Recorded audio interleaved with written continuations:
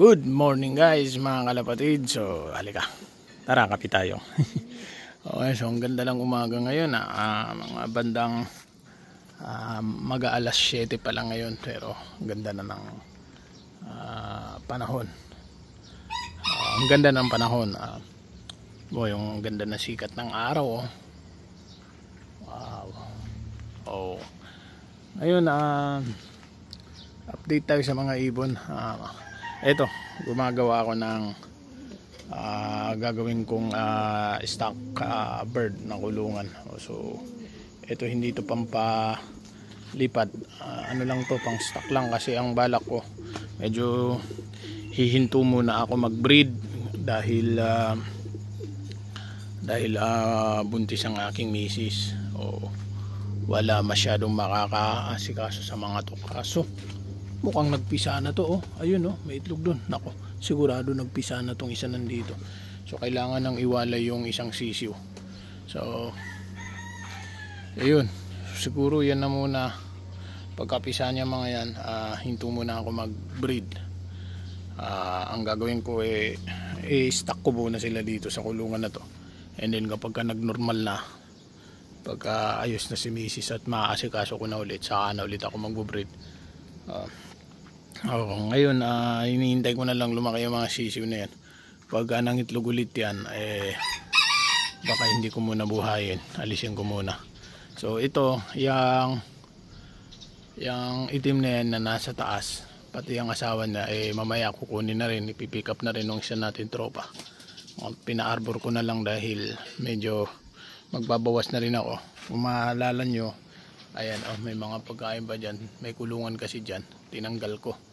Ito muna ito yun, bale kinumpuni ko, dinagdagan ko yung screen. So inaantay ko pa na dumating yung isang screen natin galing Shopee, isang set ulit ng screen para matapos ko na to. Ito nga, medyo malaki na rin yung sisiw. Inaantay ko na lang din na matutong tumuka yung mga nanditong inakay, dahil para nang sa ganun matanggal na rin natin. Ganun din yung dito. So ito, yung mga nandito ang balak kong alisin. Ito ko, kasama to sa kukunin ng tropa natin. So ayan, so yung mga nandito sa side na to at sa side na yan ang mga balak kong alisin, para sa ganun lumuwag na rin dito. Sayang nga yung kulungan na puti na yan. Ang gagawin ko dyan, baka gawin ko na lang kulungan ng manok.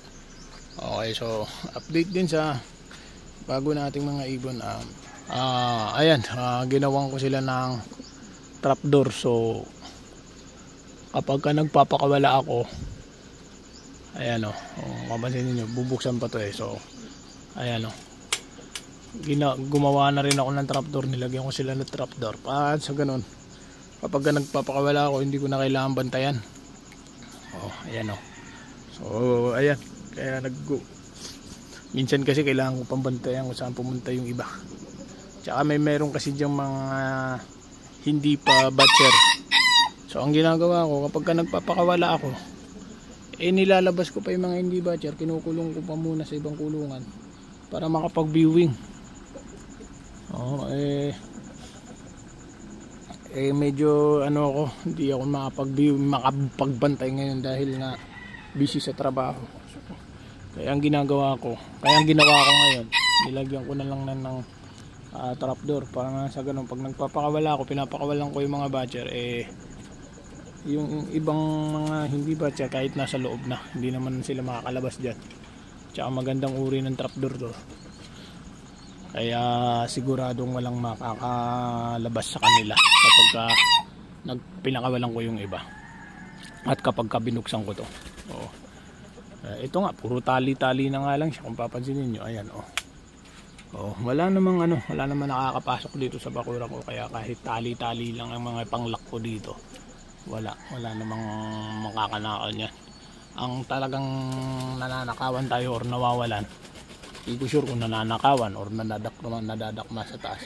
Pag nagpapakawala tayo at tumatambay sila sa taas, doon talagang nawawalan tayo.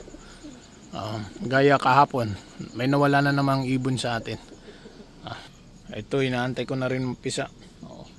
So ayun nga, kahapon may nawala na namang ibon. Yung brown naman at ngayon, at saka yung nestmate niya na brown white ang nawala.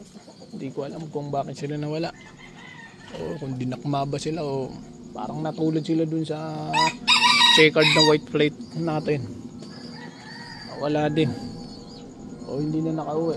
Itong brown, nagulat na lang ako talaga kasi pagpalipad ko sa kanila, after nila rumonda, dumapo sila sa isang bubong na hindi ko na sila natatanaw. Tapos after nun hindi na sila nakabalik. Hindi ko alam kung nadakma o napusa. Pero sana naman, gaya nga ng sabi ko sa mga nauna kong video, sana nadagit na lang or kung nadakma man, sana inalagaan na lang. Masakit kapag ginagawa lang pulutan ng mga tambay dyan. Hindi rin naman maganda sa katawan nila to, kasi nga umiinom ng gamot tong mga to. Sana alagaan na lang nila dun sa mga nakakakuha. So, nakakasama lang ng loob kasi yung ganun. Dinadakma yung ibon mo. Alam mo, malaki ang hirap natin dito. Sa mga nagkakalapate, sa mga panser, alam ko, naiintindihan nyo ko. Hindi biro ang ginagastos natin dito sa mga to.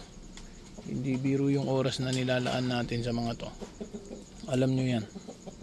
So sa mga mahilig mandagit ng ibon dyan or mahilig mandakma, please lang, kung nadagit man yung nakadagit man kayo ng ibon, nakadakma man kayo, pakawalan nyo na lang, ibalik nyo na lang sa dating may-ari, kasi hindi biro ang gastos na may-ari dyan.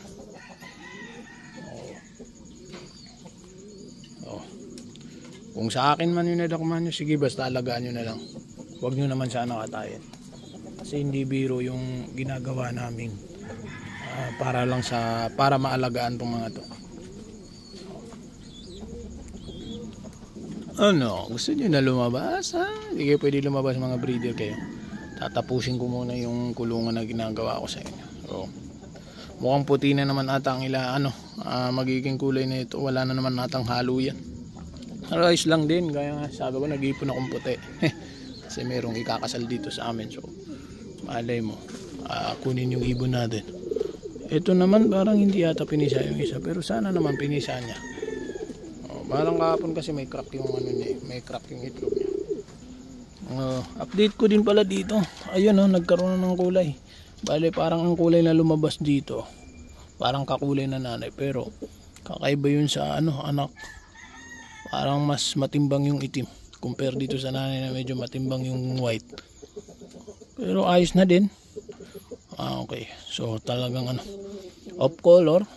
Ayos na din. At least nagkaroon tayo ng ganyang kulay ulit na badger sa atin. Ito kasing nanay breeder.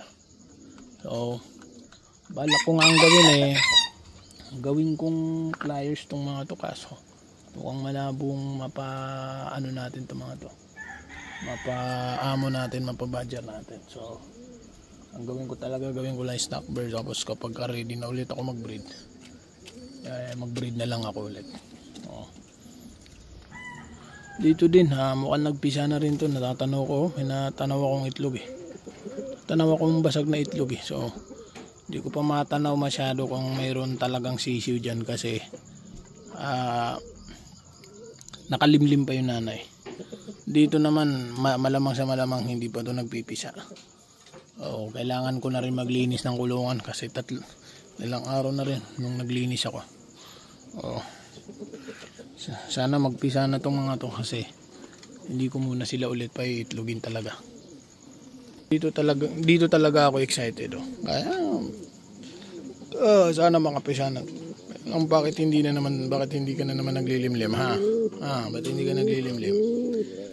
Paiyak-iyak ka pa diyang isa ka. Hindi ka naglilimlim. Limlim na kayo. Ito naman guys, kakapisa lang nung isang araw ba yun o kahapon. Kakapisa lang niya. So ito ang hindi ko alisin. So baka itong dalawa hayaan ko lang dito. O magkaanak man o hindi, hayaan ko lang muna sila dito. So ito naman malaki na yung sisiyo nila. Oo.